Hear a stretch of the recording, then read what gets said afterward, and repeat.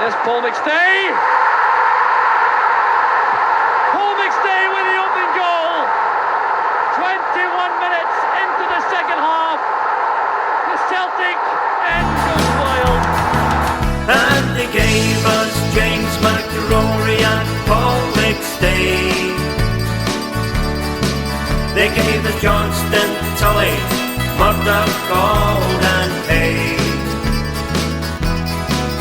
And most of the football greats have passed through Parkhead's gates.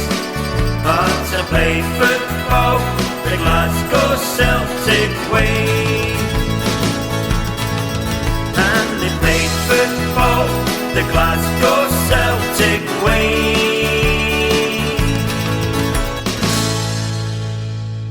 Hello and welcome to the Celtic Ray podcast. My name is Stephen Ray. I am your host.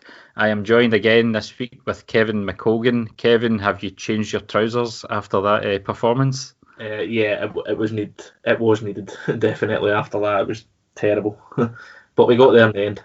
Aye, I had 1 foot outside and 1 foot still in the house because my boys get football training at 8 o'clock and it's only sort of 5-6 minutes down the road. But you know, I wanted to at least wait till the final whistle went before I locked up and drove down because, you know, even though we went 1 up pretty late, you know, it's there was a chance right at the death, but obviously we'll get to that. So, it's, you know, relieved, I think, is the word. I don't think we didn't play well at all.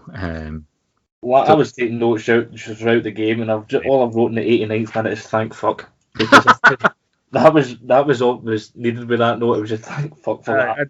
I don't even think I wrote anything. I think I typed onto my Twitter super more, but yeah. So we'll cover the night's game. Obviously, we will talk a wee bit about the game at the weekend because obviously it was a pretty good performance, and obviously there was a few wee negatives in there as well, and quite a lot of positives, I think. And then we'll have Twitter questions. We've got questions firing in. Obviously the game's just finished, so we'll get some of that.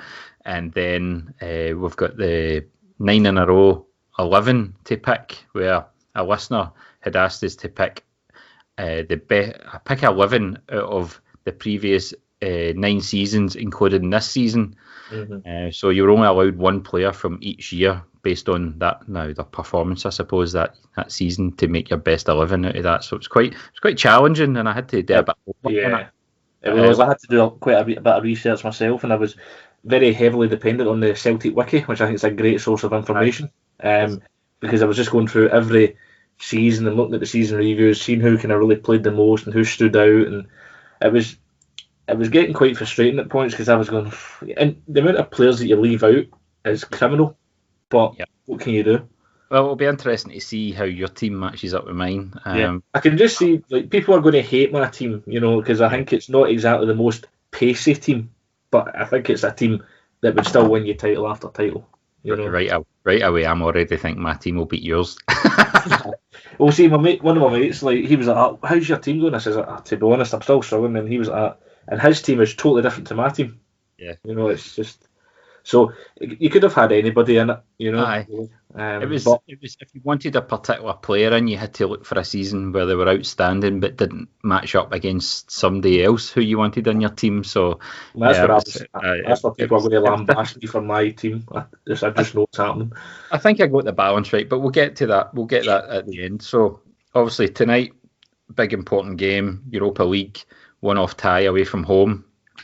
Your thoughts on the lineup when it came out? As usual, in the last few weeks, I've just put a laughing emoji whenever the team comes out because, you know, it's getting even more bizarre as the weeks go on. What was your thoughts? Well, obviously, I hadn't seen it, and then you text me saying, "Have you seen the lineup?" And I'm just going, "Oh, here we go," because you just know it's going to be something that's just totally different from Saturday, and it was, you know.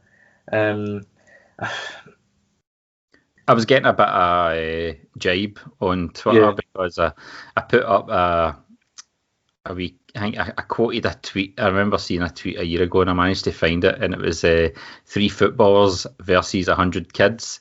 And I Oh, wrote, yeah, I saw that. and I wrote Riga trying to get past the Celtic midfield, and it was just hundreds of bodies in the middle of the park. It's just swapping midfielders. I mean, like, but if you're going to play the two up front, which it certainly seemed to be, okay. I mean, I didn't think it was two up. it looked the way that Christie was playing. It looked as if at the start that was just the way I was seeing it. But if that was the case, and if it is, then that's great and whatever. But you've got to play two strikers there, And Eddie tonight, he was all over the place. Didn't look at all on it as he normally is. I think there was certainly flashes of brilliance. There was one touch, I think it was like the 61st or the 71st minute before he even done that, and there was just odds and ends, and there was occasional flashes of brilliance from a team that just looked as if it was thrown together. Yeah, to me it looked like a 3-6-1, but going on Lennon's comments at the weekend, he mentioned something about playing at a 3-5-1-1, so effectively striker up front and Christie in behind.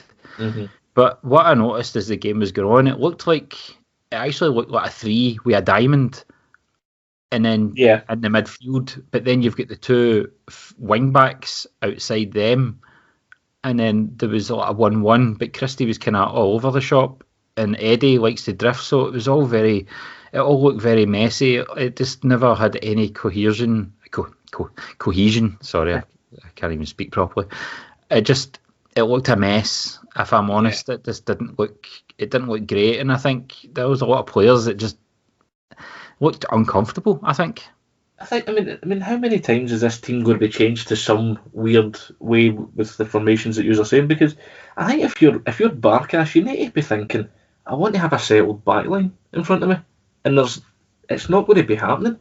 But I noticed at one point as well. Sorry, just when you mentioned the defence, so I don't forget. There was a point where Beaton went from the right and swapped with Duffy, and Duffy went out to the right of the three. And there was just so much chopping and changing, and I don't think it allowed us to get up to any kind of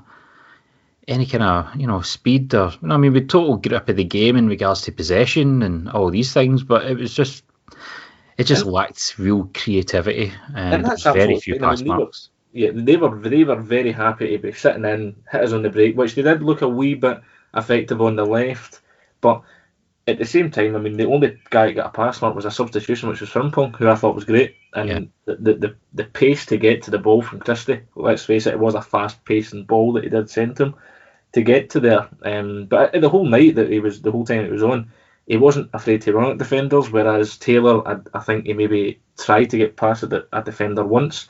Every 2 minutes, it was either sideways or backways. And that position, whatever formation and whatever combination is going to be brought together, that needs to be addressed, because I just don't think Taylor is that person to lead that position, because I thought it was very underwhelming again. I think a lot of people are screaming for 3-5-2, and I think it did work, obviously, towards the end of last season, and also before it got curtailed.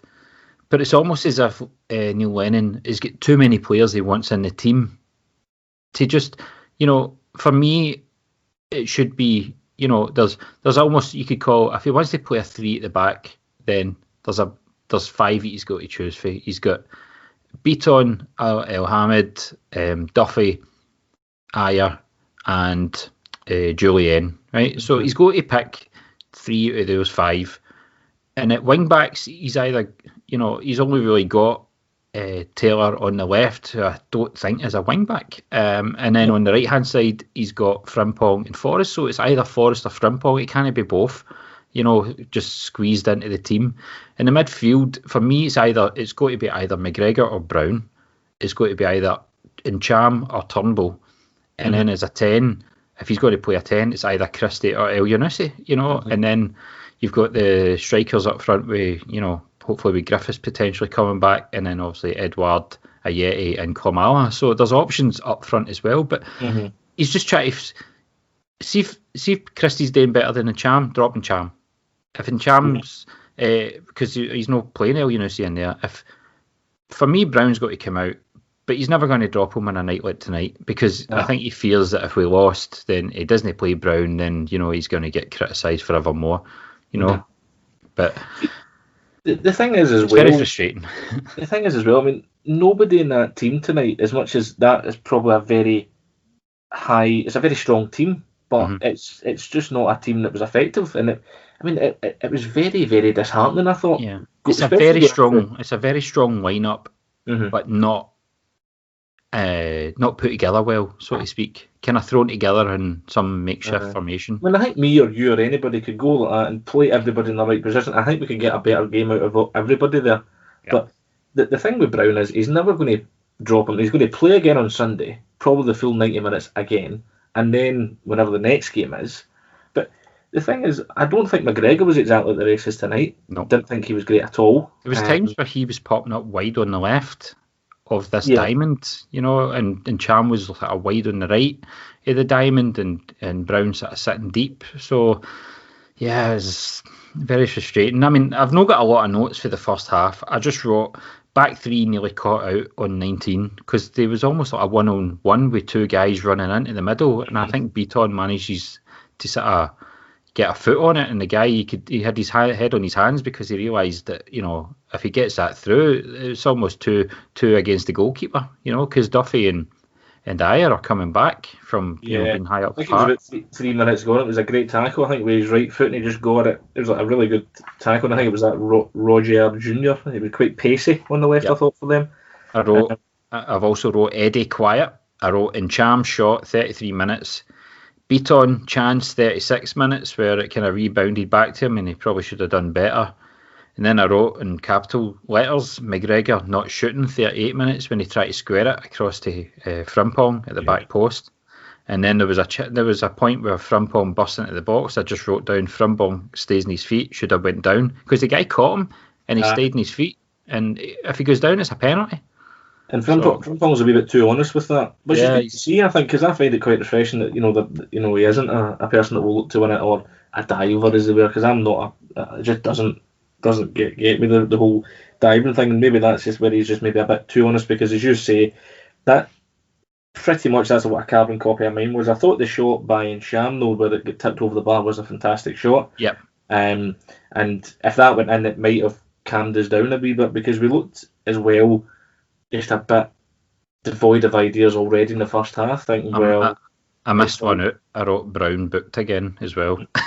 Yeah, well, I think I put that somewhere in there because I was trying to write it quickly while watching the game, and writing and watching's never been two of my greatest qualities. So, but I generally just write bullet points because it kind of jigs my memory, to be honest.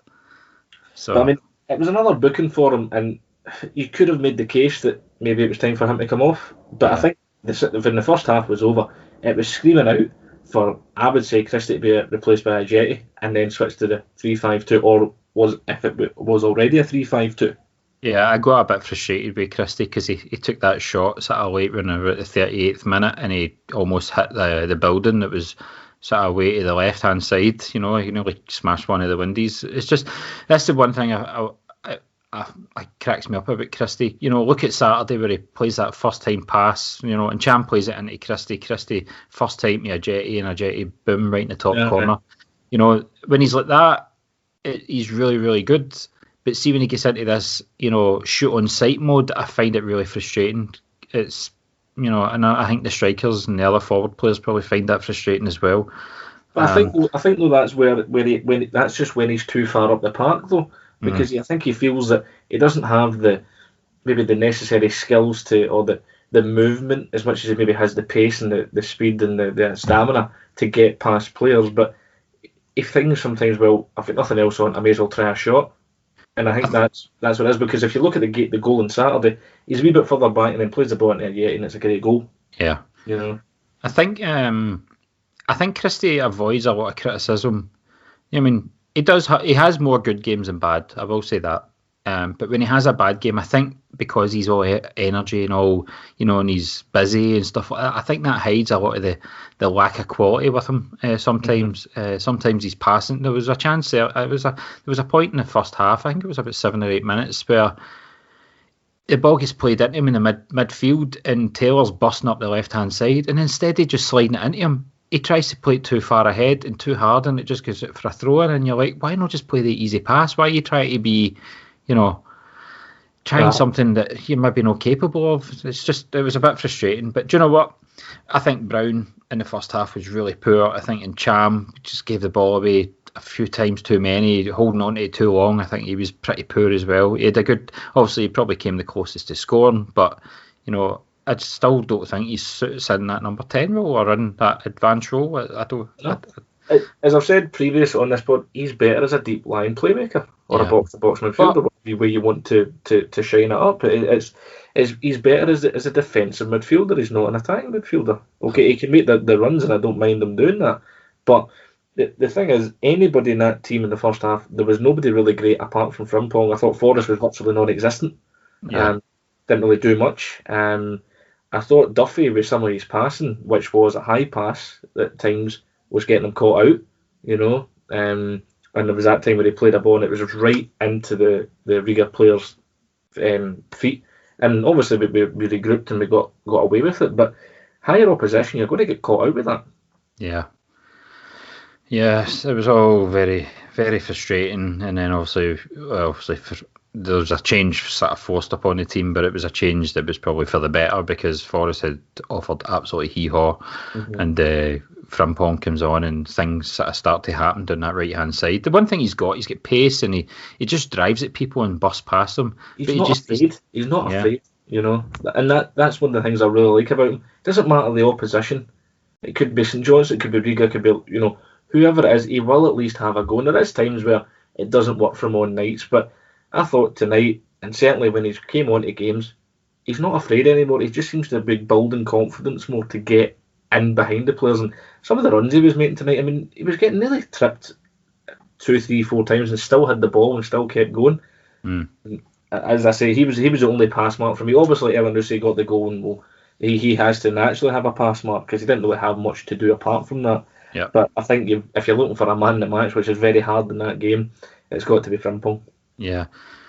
It kind of reminded me of sort of going away to Livingston, a really defensive, stuffy, hard-working team. Just struggling to break down, and I was a wee bit worried about the game. I never thought we would lose at any point. Obviously when it gets late in the game, there's always the chance of a mistake and stuff like that. And Riga did have a chance around about 73 minutes where it was a bit of a scramble in the box, and the guy has a shot and we managed to block it and whatever. I think the shot was going to straight through to Barkas because it was kind of right in the middle, but. That takes a deflection. It can go end up in the net, and all of a sudden they just sit with 10 men behind, and we're struggling to break down. So, but leading up to the game, I was never fearful, but I was wary because they seem to be quite a stuffy team, and obviously they beat Copenhagen at home, obviously lost away and stuff like that last season. So they're obviously got a bit about them, they're capable, I think is the word, Yeah, I mean, they certainly had their task right from the outset. It was to sit in and let us dictate the game, which for large parts of it we did, albeit possession-wise. But the thing is, I just think we should be beating a team like that with a bit more ease, given the squad we've got. And if that was a 3-5-2 with 2 strikers and a correct win-back and Frimpong, I think that's a much, much easier game instead of the team being put upon to accommodate certain individuals. Yeah, it kind of feels. I think now is the time, and I said it on a tweet during the game that Lennon needs to grow a set. Aye, let's not try and shoehorn players in. If Incham needs to drop out, he needs to drop out. If Christie needs to drop out, same with him. If Brown's not cutting it, which I don't think he is, captain or no captain, he's got to come out. McGregor's not had the greatest starts of the season, but he is offering more than most. So tonight was a very poor performance. Any one of the midfield could have come off. It ended up being Incham who comes off for a Yeti, and I remember thinking at the time, it's great that a Yeti's coming on, but you're taking off a guy who is one of the more creative out of the midfielders, so who's going to supply the chances? But obviously almost right away Frimpong gets to the back post. No, in fact, I'm trying to remember how the chance came about, but Yeti actually gets a touch on it and it's rolling in, and he actually stops it with his heel getting into the net right on the line. Well, see, it did come right after the substitution was made, and I immediate impact, you could say, but I mean, it's not a coincidence that when you put a ball in when there's a striker like a Yeti there, Yeah. you're going to have a good chance that it might go in against a team like Riga, because there was crosses going in before a Yeti came in, and there was nobody there. Edouard was too far back; he was peeling off, but he wasn't doing the way that obviously a Yeti would do it. And if a Yeti's in there, there's more chances going in. There was a couple of chances with a Yeti, and I just think that's got to show Lennon that if you're going to do this, whatever it is, you've got to play the two of them and play two strikers. Well, I've kind of been thinking it all week, and I have a feeling that a Yeti is more a Lennon type player than Edouard is. And I've never been one. I mean, I remember hearing it when we had Dembele. There were certain teams that you'd play in certain away grounds, and you'd always see the comments. It doesn't look interested. Once away, and then you would hear the same about Ncham, and you still hear about Ncham once away. Doesn't look interested. Now, I don't know if it's a French thing. That's as far as I'll go on that. But you also hear it. You heard it sometimes about Edouard as well. Doesn't look interested, but genuinely. Over the last few weeks, Edouard has been an absolute shadow of himself. Aye. And I don't know whether it's maybe like fitness, because he certainly didn't look fit to me today. He looked a wee bit all over the place. None of his usual footwork that I think he's great for was certainly not coming off.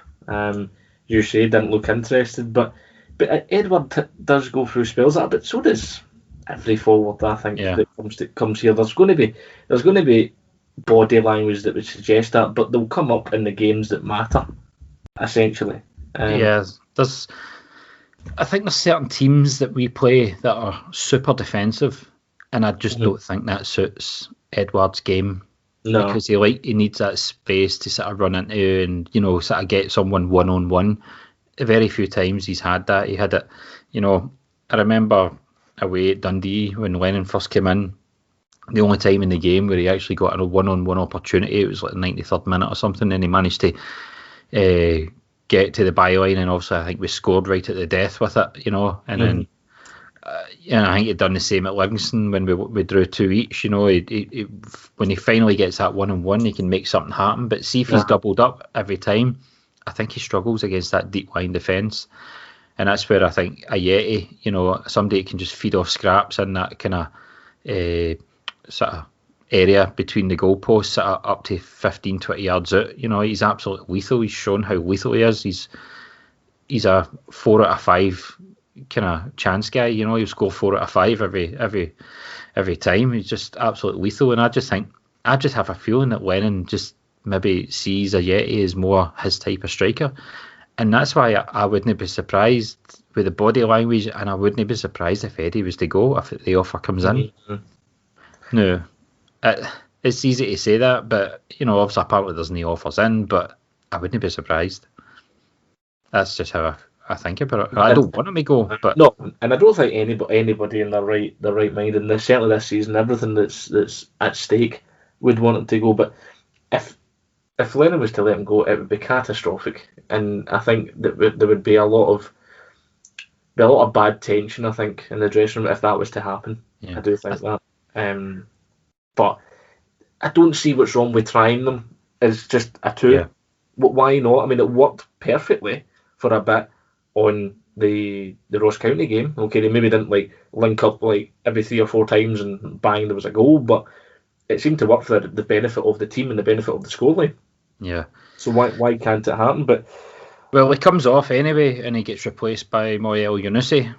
I wasn't against that substitution. If I'm being fair, I think it was a pretty good substitution. I think obviously Elyounoussi and Ayeti have played together before and know their game, really well. So I wasn't. I really like Elyounoussi. I don't think he's had a fair crack of the whip of late, and obviously when he's popped up with that goal, it was just a quality player coming up at a big moment, and finally we're through. I know. It was a great goal, and at the time I was thinking, why are you taking Edouard off? Because if it goes into the extra time, which I did think was going to happen, I thought it would have been better just to have him on if we got a free kick or certainly in his position, or just for that wee bit of magic, because Edouard still possesses that ability that he might have changed the game. But as I'm saying, I'm proved wrong, because obviously if Ellen Nursery doesn't come on, then we don't get the goal. It's a goal that definitely carries a bit of luck, because Frimpong, he's in a really tight spot and he manages to get the cross in through the guy's legs. There was practically no space to get it through, and he got it through. And then obviously Ayeti falls behind him, and the guy comes in to challenge El Yunusi, and he just gets in ahead of the guy. So and it's just beyond the keeper. He plays it well. I'm not going to complain. I was just more relieved than anything. And I'd already had people sending in questions asking, if we go out, is Lennon for the sack? And I just never.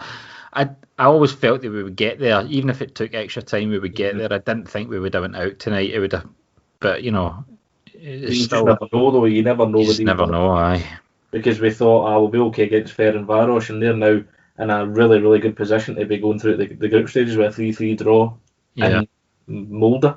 I think when you look at that, I've got a wee bit of a tangent here, but I think if you look at that playoff round for the Champions League, it's so frustrating. None of the seeded teams made it, and even that point, and there's very few teams of quality left at that stage. It's really annoying. Two words sum that up, and it's missed opportunity. Yeah, big time. That's all it comes down to. And then, as you say, we could be here and we could go off in tangents, but it is what it is. We're now through the playoff. Yeah. So I think it's Sarajevo that we'll be playing in the next round. Yeah, I just had a quick look there. Apparently it's one each just now. I could be proven wrong, but that's what I was told by the group chat. They were keeping an eye on the game for me, so just to see who was going through. Well, Motherwell will get pumped 3-0. I was expecting that, which is a shame, because it would have been good to keep the coefficient, which obviously we've done our bit tonight.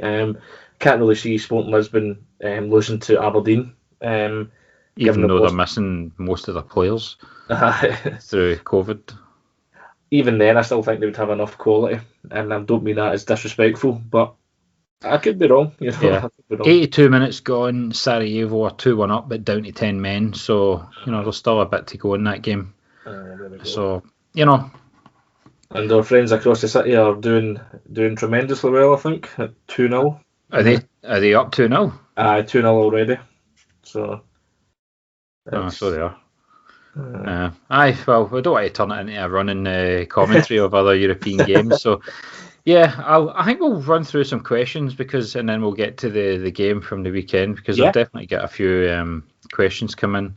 I've got a question here right away from what's that?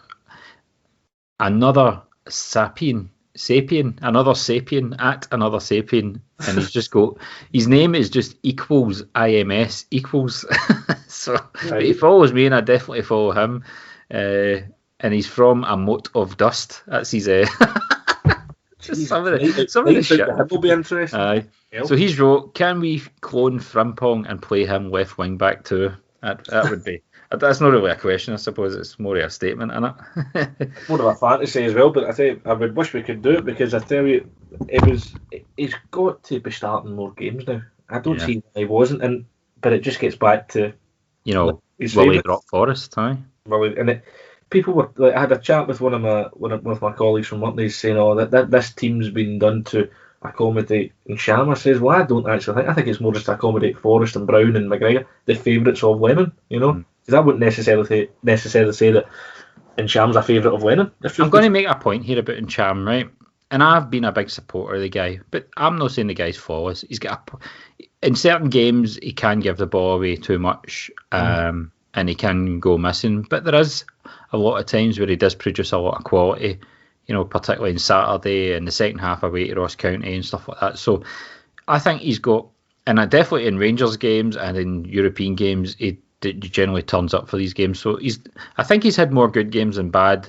He is a bit inconsistent at times, but I'd like to see him get a run at his natural position. But what I'm going to say is, whenever I criticise Brown on Twitter, not necessarily criticise, but whenever I say, Brown's not having a good game, or maybe it's time for a change, the automatic response for the people that support Brown is what about Ncham? Now, if your answer to Brown playing pish is what about Ncham, then you've lost the argument right away, because Ncham shouldn't even be in the conversation. We're talking about Brown. Brown could be replaced by Turnbull or somebody else, or Sorrell or whoever. But there seems to be this narrative around Ncham. Doesn't look interested, doesn't want to be here, doesn't have a good game, can't he pass the ball, always hiding. I just don't see it. People have made their mind up on the guy. And do you know what? See, if he left, I think people will realise when he turns up somewhere else that he was actually a really good player for us. But I just find that really frustrating. But I'm going to get to another question here. One for Gary Winchester at Hans Zargo, whatever that means. He's old Gary. So he's wrote, "Hi Stephen, do you think it's now pretty obvious that Ncham and Eddie will be gone when the window shuts?"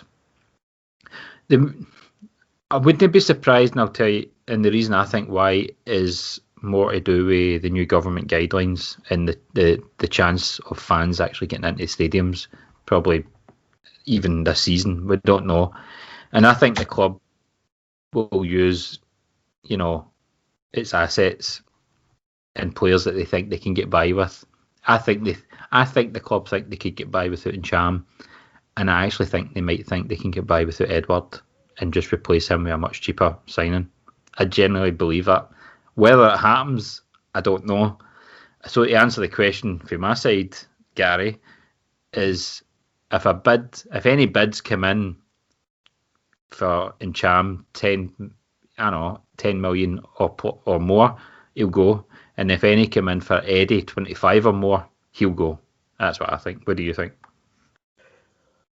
Well, I think the whole COVID thing could play a part on it. I personally don't think now with the new guidance that came out this week, I don't think we'll see a game this season. I honestly don't. You might be lucky and get the odd test game, but I personally don't think we'll get anything. It wouldn't surprise me in the way that the Celtic board does if they were to sell Ncham, but if they sell Eddie in this season, there will be one big backlash, and I'll be one of them people that will be part of the backlash, because I just do not think it's right. We surely have enough assets, or like whatever we want to call it, balance funds, cash flow to get through this season. We know what was going to happen. We knew that this was going to happen, certainly from March onwards. These people aren't stupid.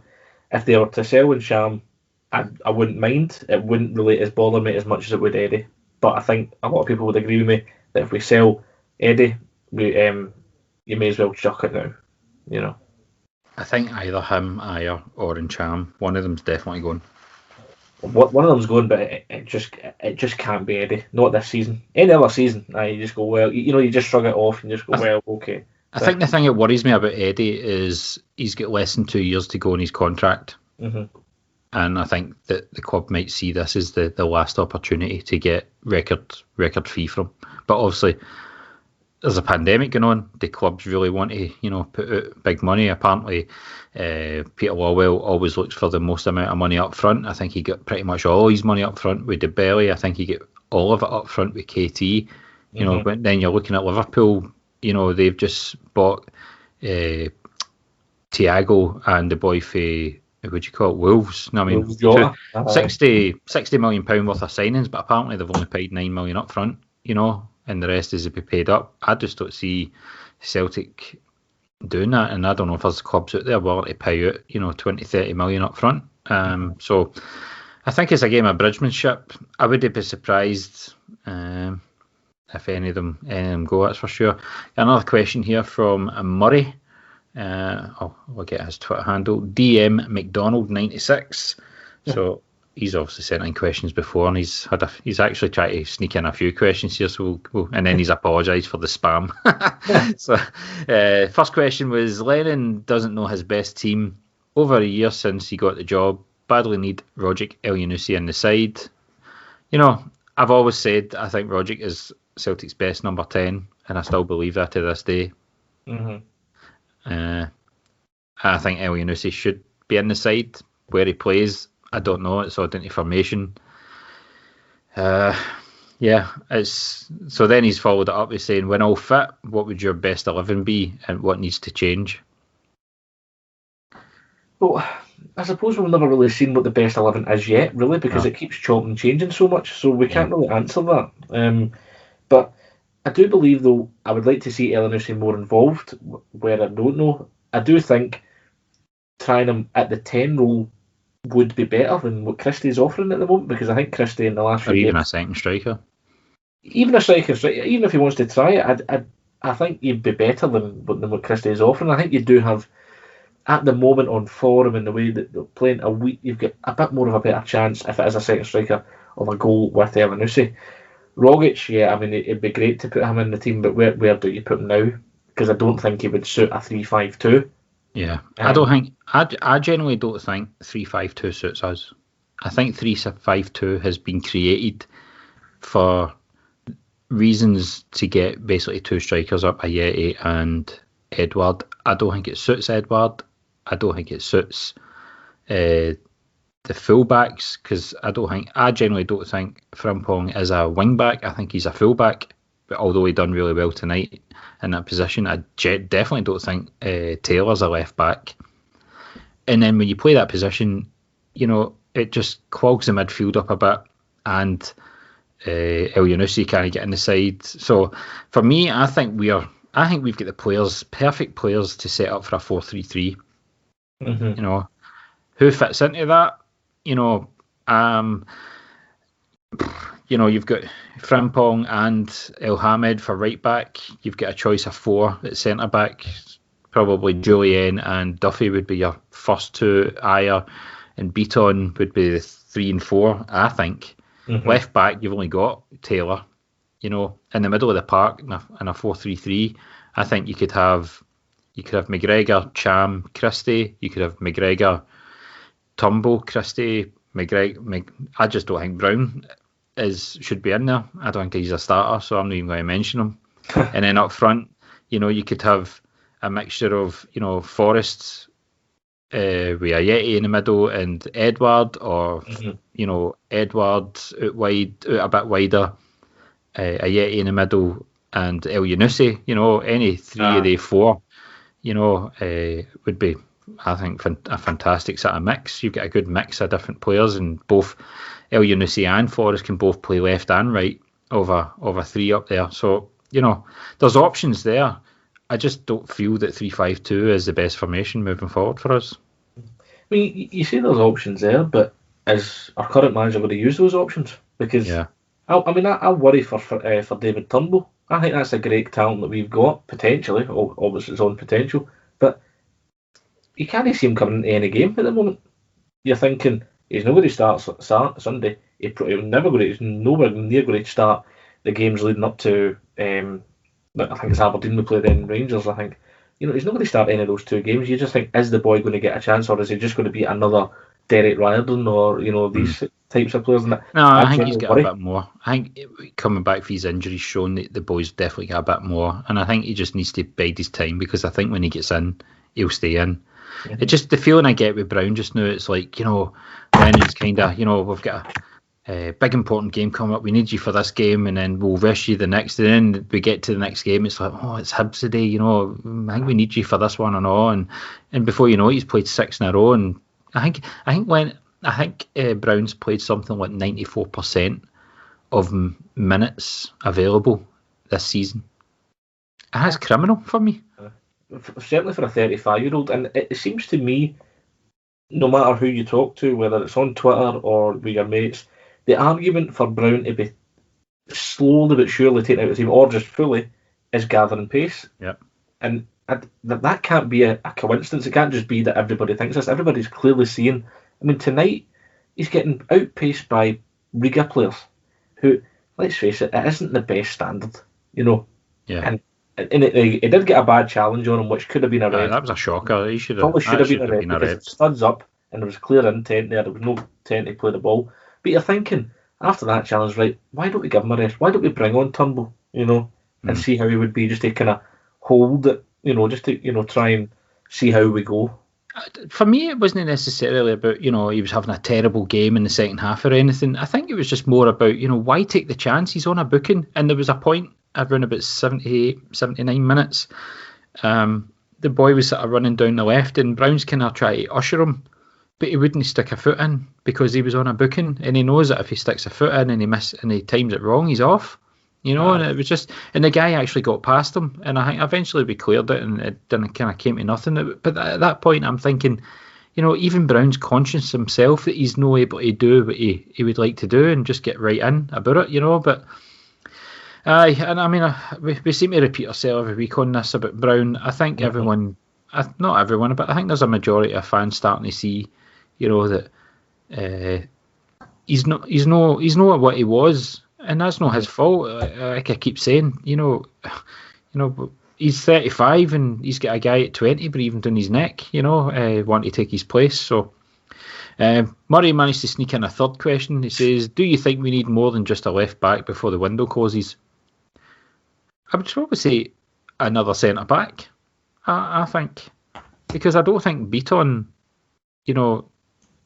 Beaton's like the, break glass for Beaton for European games. Yeah, that's the only time he seems to come in, isn't it? For European games at centre half.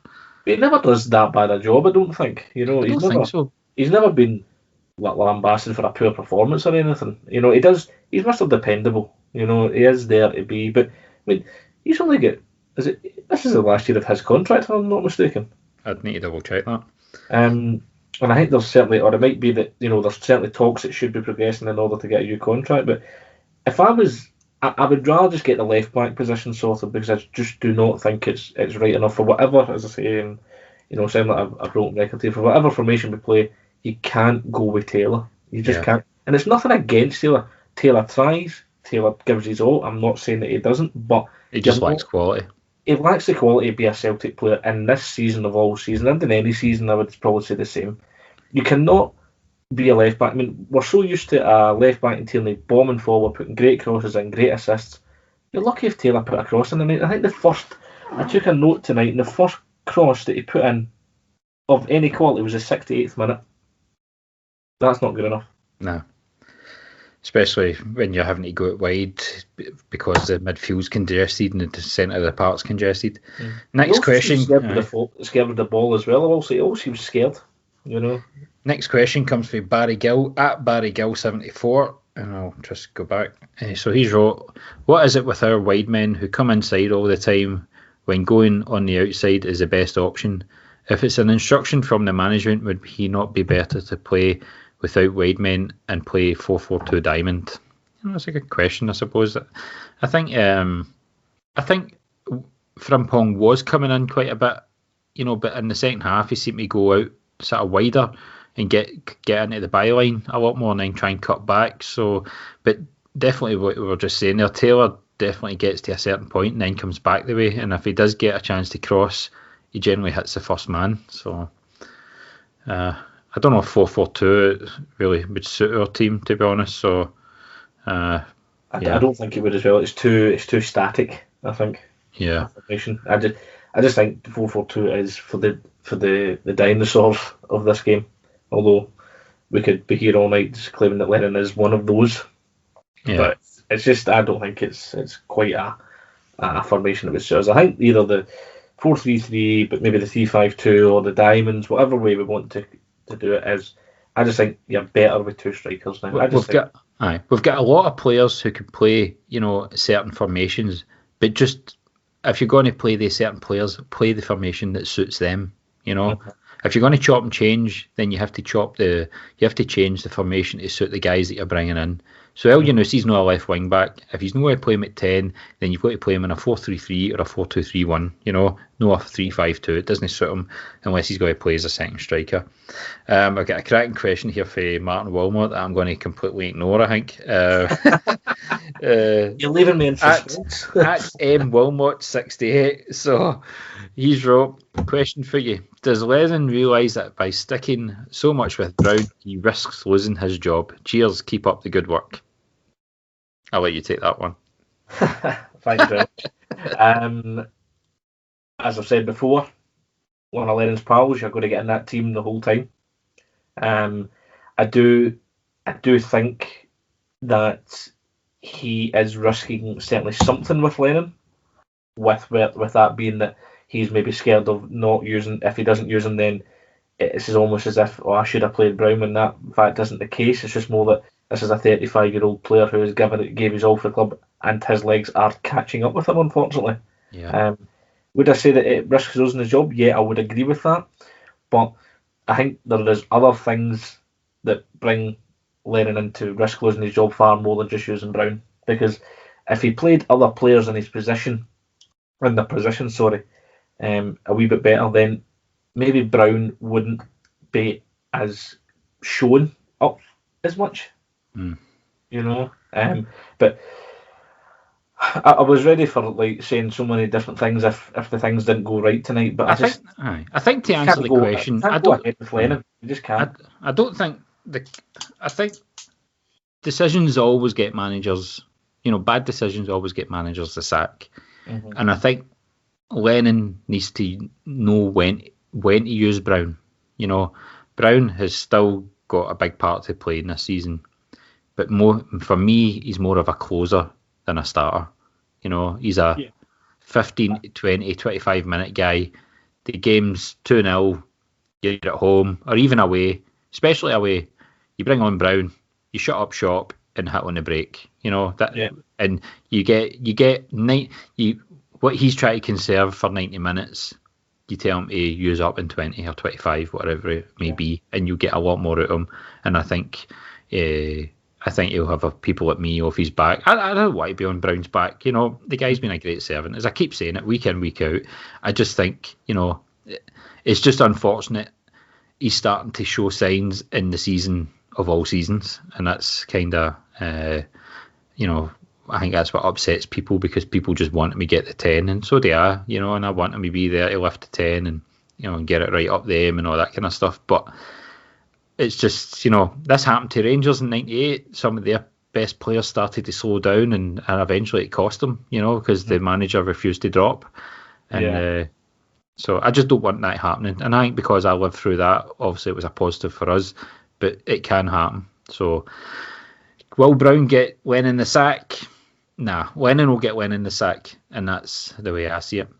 Yeah, Lennon will get Lennon the sack for as I say, for other decisions that he makes in games, and whether it's being not playing certain players in the right position. But as I say, it just gets back to, though, if you're a favourite, and it's if you're a favourite, you're going to be picked every time, And I just hope that there's other chances given to other players in that position. Yeah. Right, I'm going to try and bust through some of these questions. This one actually came in yesterday. This one came from Chris Harris at Harris_4Cs. So we've had Chris on before. He said, "Hi Stephen, question for this week. There have been a few rumours and discussions about Paddy Roberts being available for transfer, and also Alex Collado from Barcelona B, I think it is, joining as a replacement or for competition to James Forrest. Where does this leave Karamoko Dembele? Signing players creates competition, which is healthy, but does this block the pathway to the first team? Cheers, Chris." I don't know anything about Alex Collado, although I did see it rumoured. Paddy Roberts, I think we would all have Paddy Roberts back if possible, but I don't think he's a Lennon type signing. And as for Karamoko Dembele, in my opinion, I think Karamoko Dembele is probably still 2 years away from being ready. But I think in the boy's head, he thinks he's ready now, and that's where the problem has come in. I think it was spoke previously in this podcast. He's had his ego massaged pretty dramatically, I think, because he has turned out performances for certain youth setups of English football, like the English national team, and there is no doubt that there is probably a very good player and probably one of our hottest prospects since Taylor came off and went into the first team. But I just can't see him getting the chances under Lennon or even any other manager, as you say, for 2 years. But I would rather have Roberts back than now, because Roberts could come into that team and probably win you games. Yeah. I don't think Karamoko, with all due respect to the 17-year-old, and please correct me if I'm wrong on that, he's not a match winner yet. We don't know that. he's a Celtic versus Hamilton at home type player. He's no. Or he's a Celtic Brecon City Scottish Cup 4th round player. Yes, absolutely. Aye, so I'm conscious we've got a couple of things to cover off before I sign off in about 20 minutes' time. So at Crabbit Cabby, which is Paul T 1967, he was the guy that messaged me around about 60 odd minutes. If Celtic lose, should Lenny go? I'm just leaving that out there so people can pull you up. My big pal, this is our city at King Henke, Kevin McGlynn. He wrote, first point, what's the point when we line up and play like it's pre-season? Yeah, that picked up my phone, that one. I thought, well, I mean, it did have the feeling of a pre-season game. You were just like, get this over and done with. Yeah. And that's like you said for these that. questions have all come in via my main timeline. I've not come in as a DM, so I'm quickly scanning through. Question here for Martin Joyce at I'm a Ginger. Why is Lennon playing with 6 midfielders? You'd need to ask Lennon, to be honest. See who else. At Paul 078723755, or what the fuck that means. I'll just call you Paul. He wrote, should I book up for the final? No. To answer that one. Paulie M at Paul Michael Morg. Does anybody ever remember how bad the rest of the game was when you get a last minute winner? See, to be honest, probably not in the long term. I think that's a very good point. If we make the group stages, nobody will give a shit. I think it was, The thing is, though, that shouldn't deflect from what I thought was a very poor performance, a very huffy puffy performance. Yeah, it was a performance lacking creativity, edge, zip, you name it.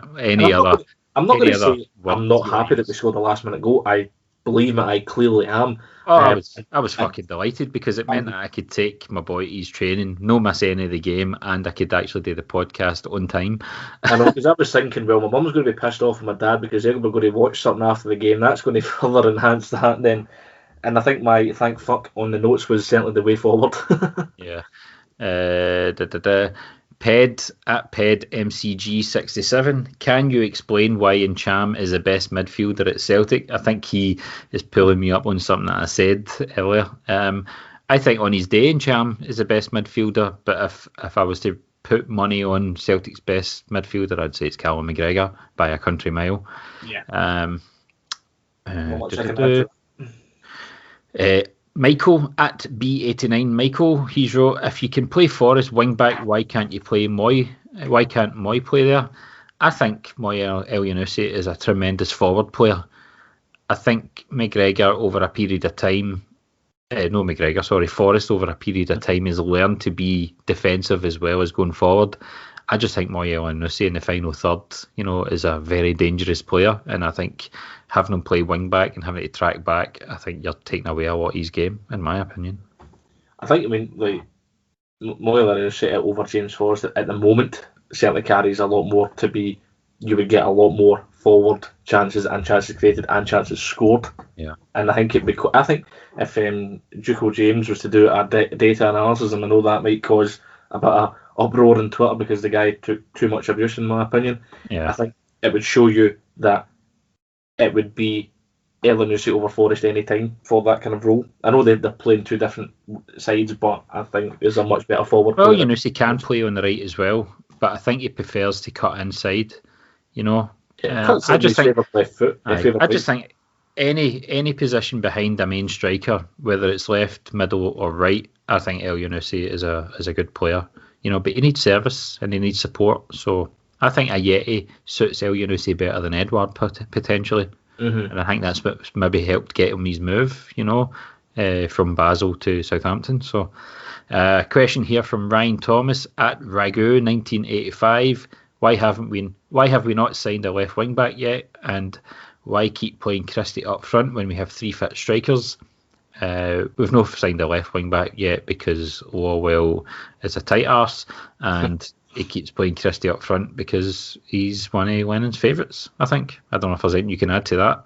Not really, no, because this transfer window is going to be the same as any other transfer window. It will be will pick some obscure left back from God knows where and hope he slots into the team better than Taylor. Yeah.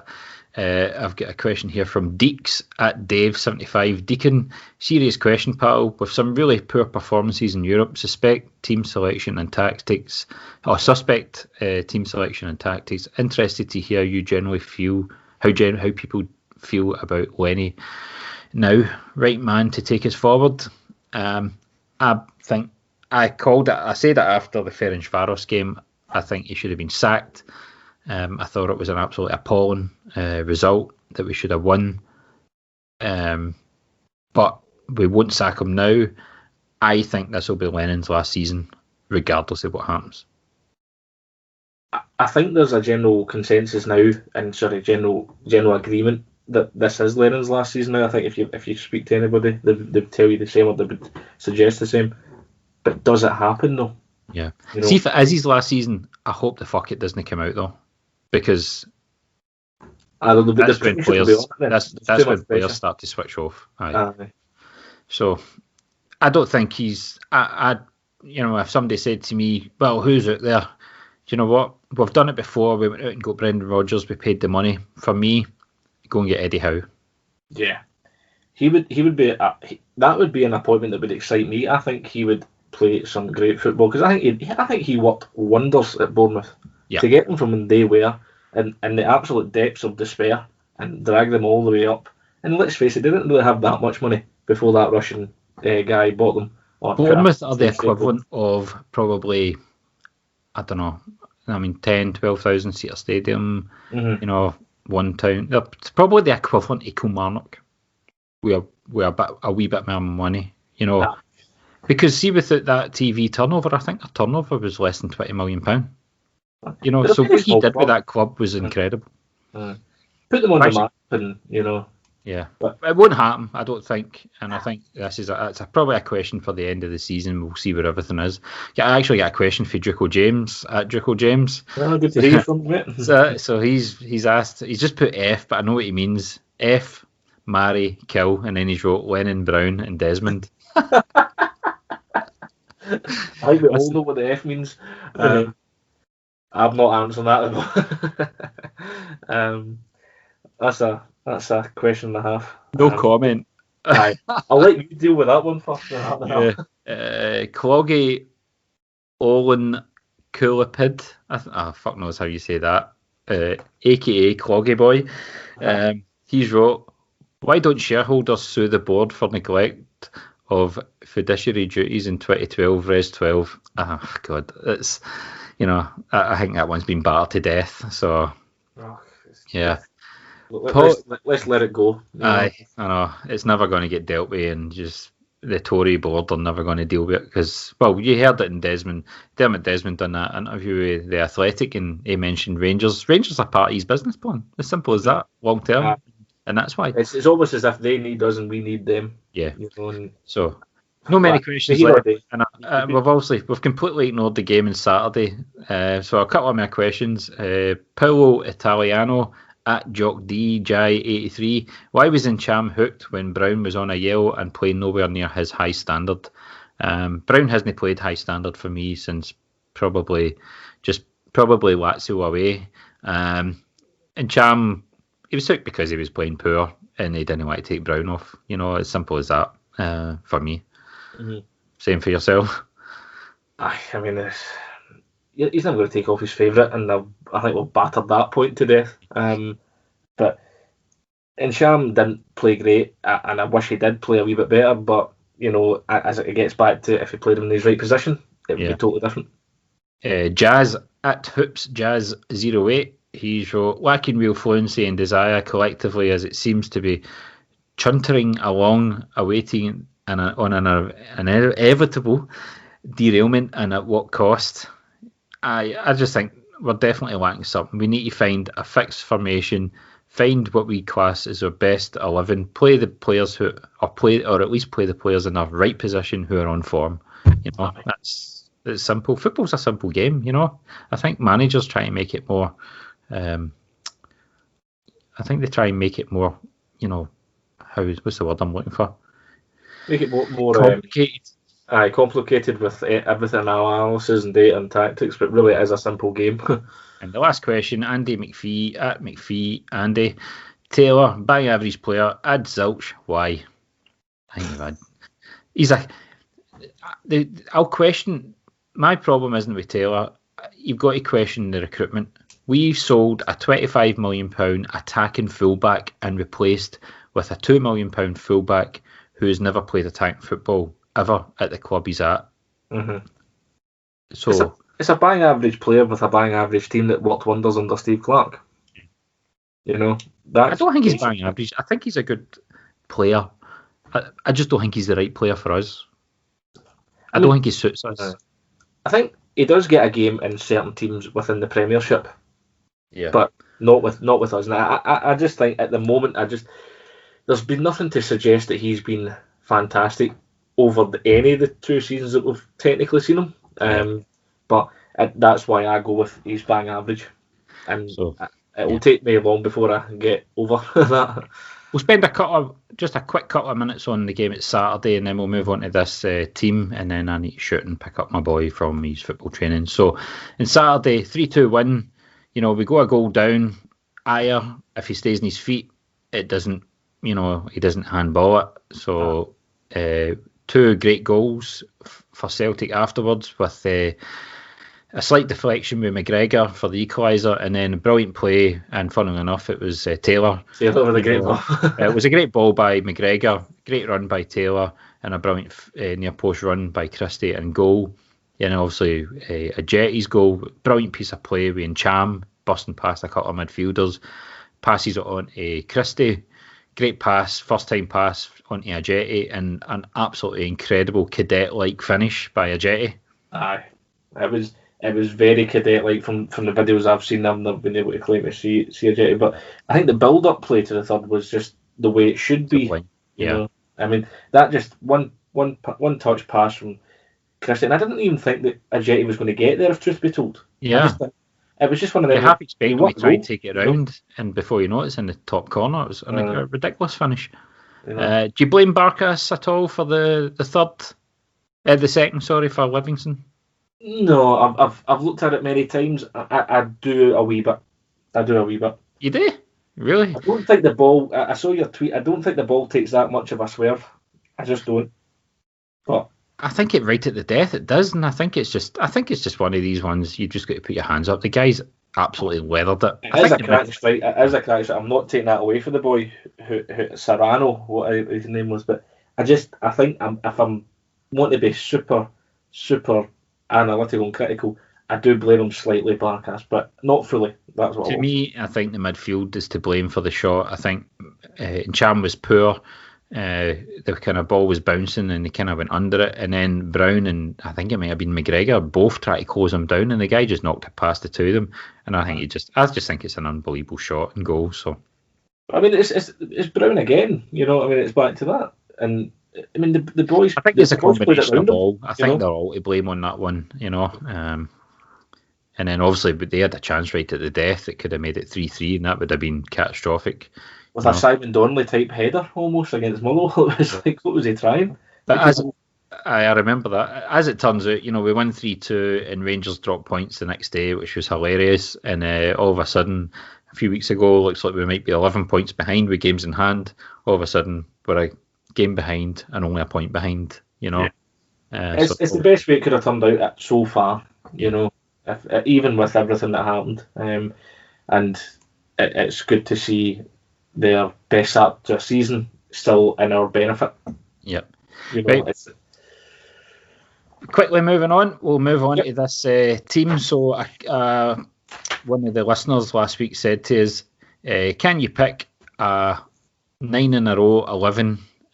So you're allowed to pick a goalkeeper from any season, but the rest of the team needs to be made up of only one player from one season.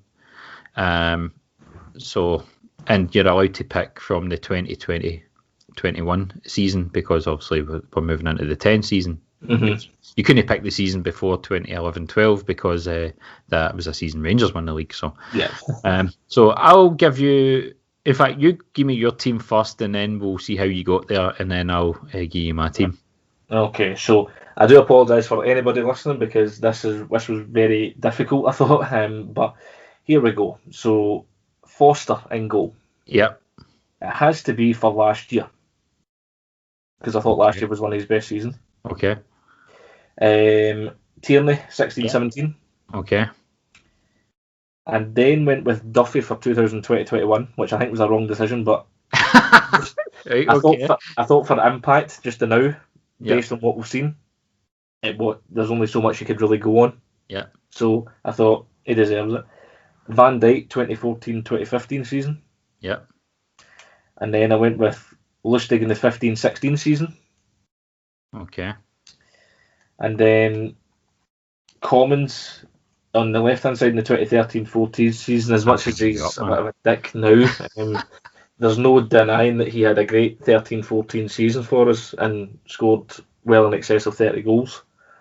Then in the middle is Wanyama for the 2012-2013 season. Okay. You have to include him. I just think he was a fantastic player for that campaign.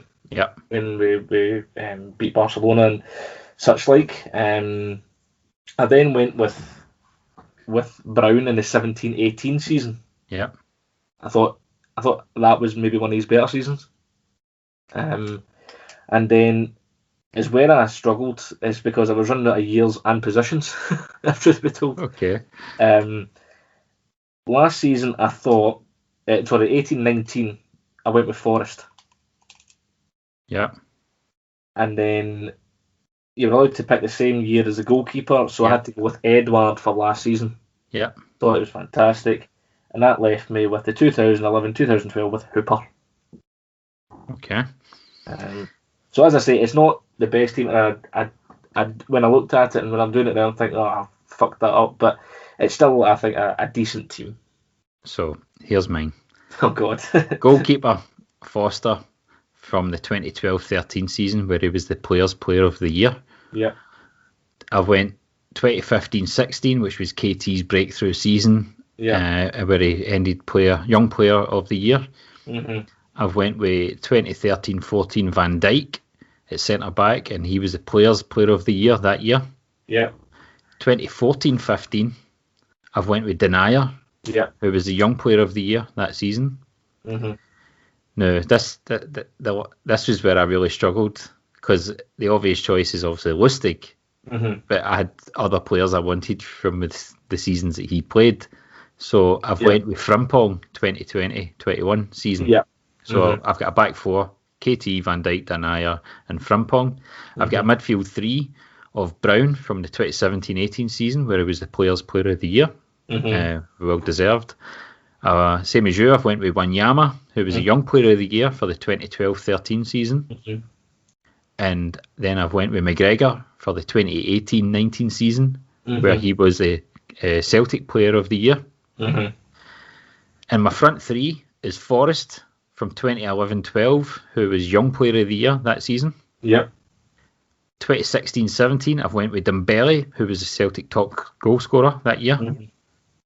And then the 19-20 season, I've went with Edward, who was the Celtic Player of the Year. Yeah. My team pumps yours, mate. It definitely does. You see, the thing is, I'm not the best with these. I would really need a lot of time to think about it and really research it better. But I was just going on the basis of what I thought was a good player, not necessarily being on who was the Player of the Year. You know, so. But mine's is a flat 4-4-2, and I know that's bad because I've literally lambasted it for the night. But your team pumps mine out the park. So on that note, we're going to call it a night. I'm just seeing here Aberdeen still 1-0 down, 65 minutes. The Willem 2 versus Rangers 2. Rangers 2 are 3-0 up. So, yeah, I think there's at least one other Scottish team going through at this stage, along with Celtic. So, onwards and upwards to the next round. I think I'm just trying to double check here. Sarajevo, it finished 2-1. So Sarajevo, is it next week, that game? Yeah, it will be. It's just a constant stream. It just keeps going.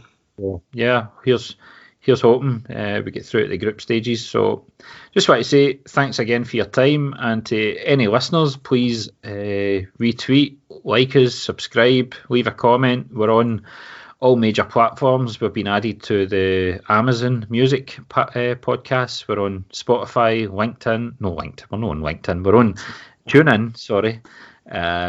YouTube, Facebook, just search the Celtic Ray podcast and you'll find us on any one of these platforms. And it could have went on all night, but as it turns out, I need to go and get my boy for his football training. So life gets in the way, mate. You know how it is. So yeah, unfortunately it does.